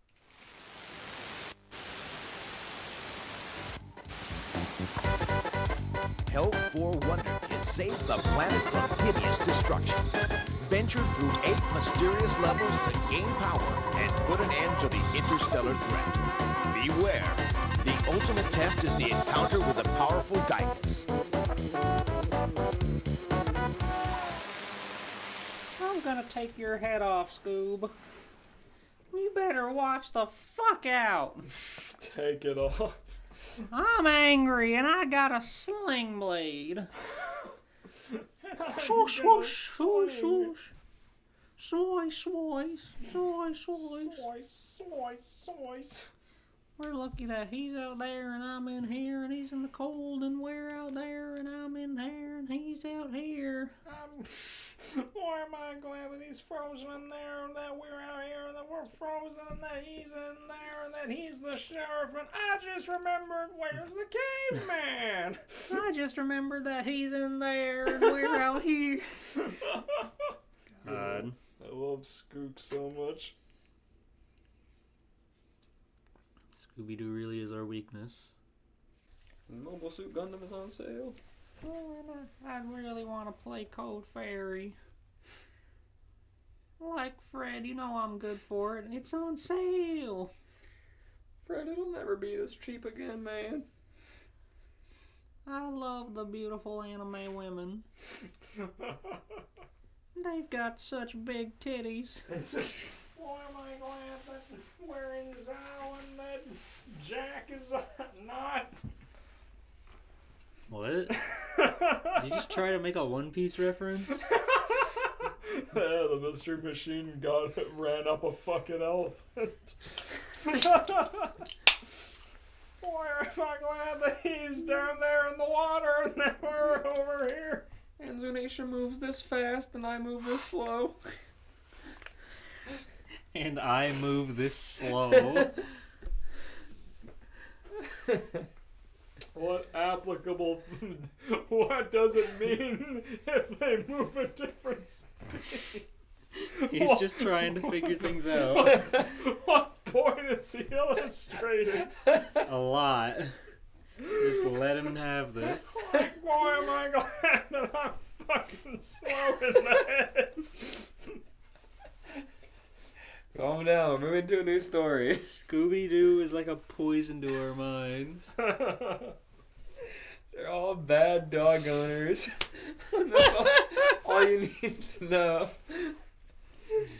Not one of them knows how to take care of a dog. They think he can take care of himself. My boy, am I glad that I left Scoob in the fan without air conditioning. And He's not even audible. Fuck you, Steven. Why am I glad? Stop! You had your chance, and you blew it. Scooby, stop squinting. I'm trying to see in your eyes with this sunlight and magnifying glass. You're literally undecipherable right now. Take a break. You're in a giggle pit. I'm sorry, it's hard not to, Scoob. Moving to a different world. a better world. That's still Underworld, Undertale adjacent. Frisk is... Actually, no. Frisk has said something. Mm-hmm. Unfortunately, they broke her silent, mute protagonist vow. Haruhi Fujioka was no stranger to weirdness. After all, she was repaying the debt she earned breaking an 8 million yen vase by pretending to be a boy and working in a host club at a school for the rich and beautiful. Weird was her daily life at this point. That being said, Haruhi was pretty sure she fell asleep in her own bed at home, so when she woke up on the dirty ground with aches all over her body, she immediately knew something was wrong. Pulling herself up with a groan, she examined her surroundings. She was laying on a small patch of golden flowers, surrounded by stone. Looking up, she noticed cave walls as far as the eye could see, going up and up until the spot where a bit of light shone through. So, she had clearly fallen into a cave of some sort. But how had she gotten there? And if she had fallen, and her bruises said she had, how had she survived? The top was so far away. And what was she wearing?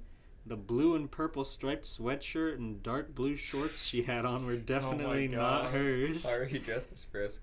I was gonna say it's a weird protagonist choice because they're kind of a straight man, but I guess so is Frisk. So...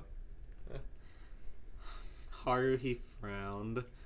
If this was some prank by the other hosts, then she was quitting on the spot. Debt be damned.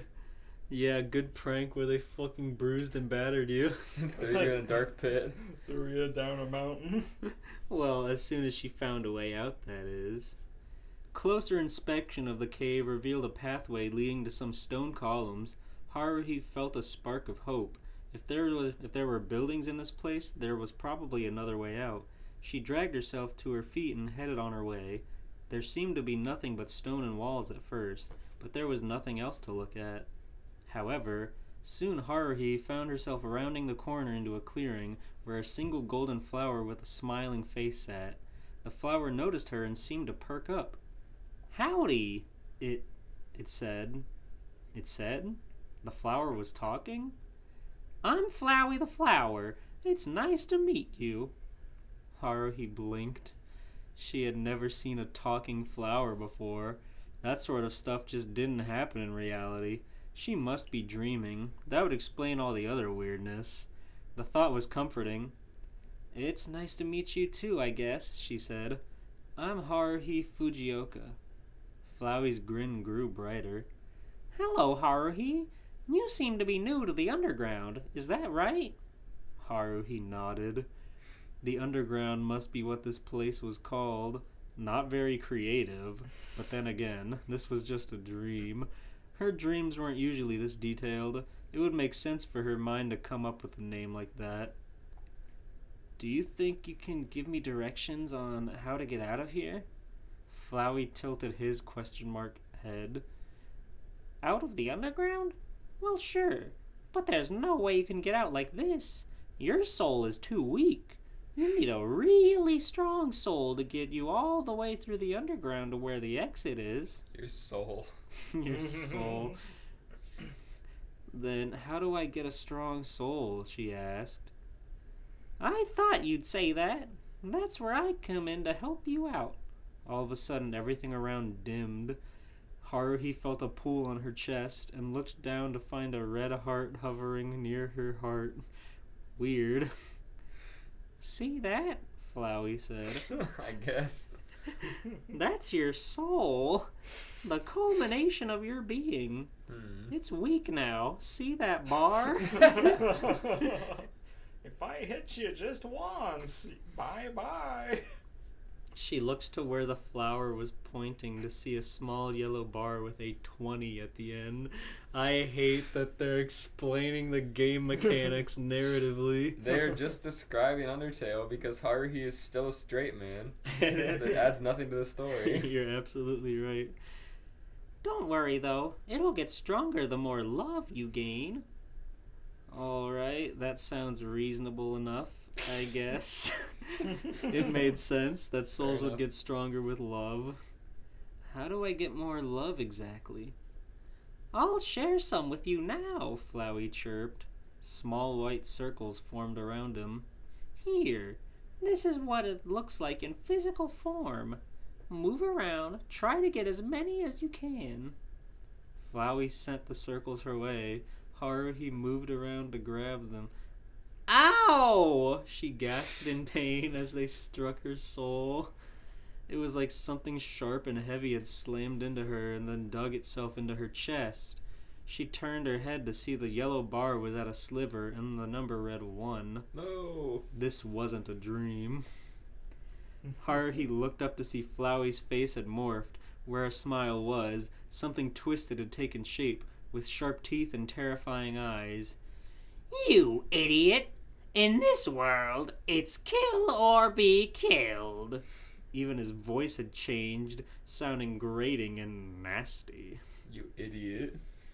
Die! You idiot. The white circles surrounded Haruhi, on level with her with where her soul was. Was this how she died? In some strange cave in strange clothes with a strange knot flower that wanted to kill her for some reason? The circles closed in, and Haruhi wished she would stop hurting so much so she could get out of the way. And a fireball flew in from nowhere, knocking the flower away from her. The circles vanished. Haruhi let out a breath of relief and looked toward the person that saved her, ready to thank them. The words froze in her mouth. Instead, a small "Mori-senpai" came out instead. Mori-senpai looked at her. Hello, my name is Takashi. You must have mistaken me for someone else. Sorry. This is a weird turn I didn't expect. Yeah. It's all Undertale, but now Mori's here instead of Toriel. He's gonna make a fucking snail pie. Gross. Snail. Haruhi opened her mouth to snap at him, demand to know what was going on, and why he was randomly insisting on being Takashi. Haruhi raised her hand to smack the shit out of him. She closed it and took a look. Closer look. It was Mori, absolutely, but there was something different about him. He was dressed in a purple and white suit and tie, with a strange logo she had never seen before on both. He looked just like him, except he was in an alternate outfit or something. I was gonna say what is the logo, but it's just Undertale dress. Yeah, it's the Undertale Toriel's logo. outfit.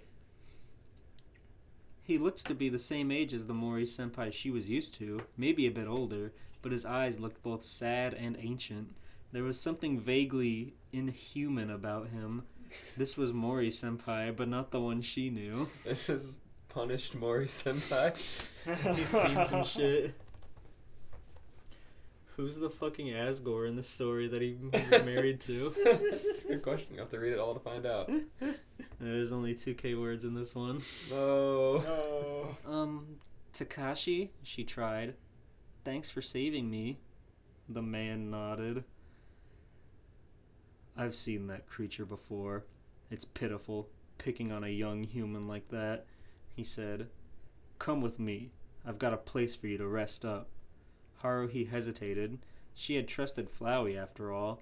And why did he say young human, like he wasn't human himself? No, it's still Mori-senpai. He would never do anything like that. She followed Takashi into another room, with stone stairs and flowers. In the middle was a small glowing spark. On instinct, Haruhi reached out and grabbed it. It was warm, but not burning. The sight of the ruins fills you with determination. HP fully restored. Okay. Haruhi... They just take a game transcript and forgot to take that part out. Oh, this is fully narrative. Haruhi glanced up in surprise. She could have sworn that she had just heard someone else's voice. It sounded familiar, but she couldn't place it. Are you coming? Takashi asked her. Yeah. Haruhi followed him further into the ruins. She would ask him more questions once they were safe. Haruhi followed Takashi into the next room, where what looked to be stone buttons were on the floor, and a switch was on the wall. Fuck off. Describing a puzzle. Blocking their path to the next room was a set of Takashi stepped over the stones in a certain order, then flipped the switch, causing the spikes to sink into the floor. Do you have to do that every time you pass through? Haruhi asked him curiously. Takashi nodded. Yes. It resets each time. Just in case. Come on. I'm just imagining like the casual background music from the show. They're walking through the fucking ruins of Undertale. Yeah. They walked into the next room where Takashi pressed 2 of the switches on the wall to let them through. Haruhi noticed running water in the room that they seemed to be crossing over. In case you don't know and it's been driving you crazy because we haven't said it, it's Oran High School Host Club. Oh, yeah. I just realized we haven't said anything. Yeah, it's Oran High School Host Club. Haruhi Fujioka. God tier female. Indeed. Haruhi, where did it come from? Where was it going? A part of her still couldn't believe this wasn't just a dream. It was so odd, and there was this weird version of Mori-senpai, of course. Speaking of which, he was waiting for her. She jogged to catch up. She's also wearing stupid Undertale clothes, too. Don't forget that. They'd look fine on her. They would. It's They just would funny. not look good on Mori-senpai, though. If he was just wearing the gown. I just assume it's like a recolor of his suit. Oh, yeah, that's a suit. Mm-hmm. But yeah, him in the gown would be awful. She's got the big sweater and the shorts. I can get down with it. I can get down with a fucking goofball. Indeed.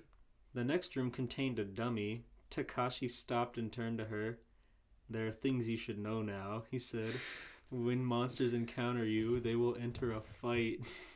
Monsters? She asked. He nodded. That is what we are. Our species. Some of us look like humans, others much less so. Our bodies also work differently than human bodies. Haruhi frowned and took a closer look at Takashi. That vaguely inhuman feeling was still there. He was taller than she remembered him to be. If she focused hard enough, she could almost see him covered in fur. Weird. It set her nerves on edge, but she forced it down. It's Mori-senpai, it's fine. That was just part of this weird world, right? And once she got out of here, she didn't need to worry about it again. Thanks for telling me. So, what do you mean, enter a fight? Fight, not fight. He put an odd stress on the first fight. Humans cannot initiate a fight here. It is best it is best for you to experience it yourself. He nodded towards the dummy. I'm so mad at them describing game mechanics. They have to. How will you know? I imagine this is just like an episode and they're explaining Undertale to her, and so this is how they illustrate it. Mm-hmm. Feeling a bit silly, Haruhi stepped up to it. The room around her dimmed, just as it had when Flowey had tricked her. So that had been a fight then. Her breath caught at the memory of almost dying, and she was forced herself to breathe slowly. It was fine. She was fine. You encountered the dummy. There was that voice again. She knew it, but who was it? Haruhi looked in front of her. The red heart that was her soul was in front of her again, and so were 4 boxes, each with a different word inside. Fight, act, item, mercy. So those were her options then. It was kind of like an RPG of some sort. She could work with that. She'd played some of them before. What do you think's Haruhi's favorite RPG? Earthbound. Undertale. She's just dreaming about a game she likes. Yeah. What do you think? Dragon Quest 3. Nice. I'm gonna say Dragon Ball Z Legendary Super Warriors on Game Boy Color. Hell yeah. She could work with that. She's gonna pull out her fucking SSJ card. Yeah, she likes card battle RPGs. But the idea of killing anything, especially if they looked like her friends like Takashi did, sat wrong in her stomach. She had a feeling she'd be using the mercy button a lot. She pressed mercy. 2 more options came up, to spare or to flee. Very RPG-like. Made sense. She pressed spare. Dummy stands around aimlessly, very bored. The voice sounded sarcastic. Haruhi decided to press act. The option to check came up, and she took it. Dummy. Doesn't really do anything. Very boring. Why are we still here? Well, at least she knew the guy. At least it sounded like a guy. Had an impatient personality. Haruhi pressed flee and left. Takashi nodded at her and the two advanced. Good. She sounds like very RPG-like, as if Undertale wasn't revolutionary for having unique mechanics. No, Undertale's shit. It's just like every other RPG. Mm-hmm. Well, she's not gonna do any combat. She's gonna flee and spare everything right away. For free. Yeah. As they walked through the next room, Haruhi felt a jolt as her soul suddenly came out of her body and hovered in front of her as the room dimmed once again. Some thing hopped up to her. It looked almost like one of the boys she shared math class with, but his skin was tinged green in place. Oh my His God. eyes were inhuman, and the way he moved and crouched felt very frog-like. Scary. I hate these like fucking Gajinka Undertale characters. Yeah. But Flowey's still a flower. Of That's course. not fair. It's Honey Senpai. Good. Honey's evil. The fucking Hitachi twins are gonna be Sans and Papyrus, and I Yeah. hate that. Same. Yeah. God, that voice actor could do both of them. Evil. That's really funny. I don't think we'll get that far, though. No, I don't think so. With how much gameplay we have to get through. Yeah. Every individual fight scene. Frogget attacks! Go Frogget! The voice cheered. Haruhi tried to keep the annoyance off her face as she decided to act, then compliment. What could she say? Your physique is very interesting. You look pretty cool, she offered. The Frogget tilted his head. Before anything else could happen, Takashi entered a fight and glared at it. And glared at the Oh no, Frogget. Takachi's gonna kill it. He quickly scampered away. Even in another world, not many could resist the guy's glare. You won! Hooray! You got 0 EXP and 0 gold. Good for you. Haruhi let out a sigh of relief as the world returned to normal. Oh my lord. They approached the room's puzzle, a floor covered entirely with spikes. Takeshi grabbed her hand and led her across the room. Could you tell me what a frogget is? Haruhi asked him, trying not to focus on the sharp spikes that could lead to her demise. A type of monster, he replied. Froggets look a lot less human, although they're nowhere near the strangest monster form out there. Definitely interesting to know. Haruhi wondered what type of monsters looked like and even less human than Froggets, and would any of her close friends be some of them? Would she recognize them? At the end of the next room, a long corridor with nothing in it, Takashi stopped and turned to her. Please wait here, he said. I will return shortly. This room is safe. Do not worry. Here. He handed her an old flip phone. This has my number on it. Call me if you need me. Alright then. Haruhi watched him go. Why did he want to go ahead of her? She scanned the room she was supposed to stay in. Takashi said it was safe, but was it really? What if a monster came along and she was forced to another fight? She'd be a sitting duck like this. That's it, she decided. Sorry, Takashi, but I don't want to sit around and wait for someone to kill me. I'll catch up with you.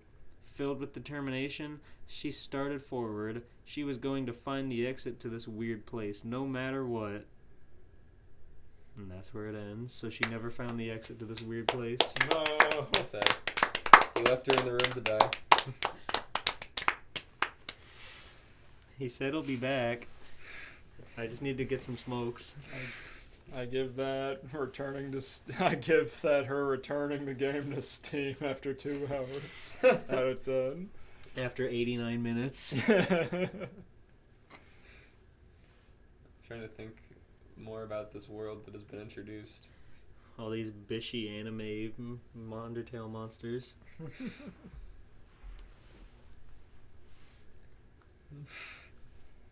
Yeah? I don't know. There's not a lot of characters in that show. Yeah, that's true.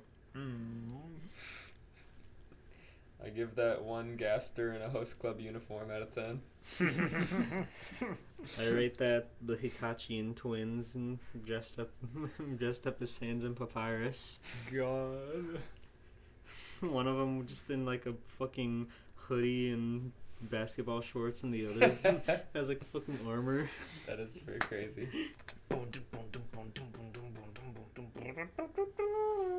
Hurt my voice to scream like Papyrus that much. It hurt my head to think of all the Shaggy shit. Well, you don't have to do that anymore. Steven, what's our next episode gonna be on? Our next episode is gonna be on Osmosis Jones. Are there even fanfics for that? Probably. You can't write one. If I have to, I will. You didn't look up the Osmosis Jones before you decided on this? It has Of course to there have are. some. People love Osmosis I'm Jones. looking it up right now. Someone Okay. else end the Ozzy and podcast Drix, for me. anytime. Okay. Got 4th of July coming up. We've got Scooby-Doo Fanfiction Jam coming up. We've got Osmosis Jones coming up. So look forward to that. And we'll talk to you again soon. You can also watch our My Immortal read-through series. 4th episode just came out at the time of recording, but more are coming until we finish it, at least. Between the two of them, there are 25 crossover fanfictions. Yes. Perfect. And Between one of the them two. is with each other. Between the two of them, do you mean Ozzy and Drix and Osmosis Jones? Yeah. There are 25 to choose from. There's some pretty good options, though. Hell yeah, boy, let's go. Anyone could be infected with a deadly virus and have to be rescued by the voice actor for Osmosis Jones. Before Chris we go, Rock. Chris Rock. before we go, who do you want Thrax to invade? What character would you like Thrax to be inside? So many possibilities. That's such a loaded question. I mean, my mind went to Scooby because we were just talking about it. Why not one of the humans? Shaggy eats so much shit. Yeah, but You he's- think Shaggy would wrestle an egg out of a monkey's mouth and eat it? Of course. And get anthrax immediately? What I do to you? Like 5-second rule, man. Shaggy, that was in that monkey's mouth. I mean, the germ fighters inside of Shaggy have to be like crack agents because he's eating a lot of garbage. Yeah, He takes holy one shit. pill of Drixenol. Like my throat's kind of scratchy, man. I can't think about this anymore. Thank you for listening. Good night. Goodbye. We'll see you next time. Good Good night, night, guys. goodbye. We'll see you next time. Good night, goodbye. We'll see you next time. I want Sora to go inside of Bill Murray. I want Sora to get anthrax.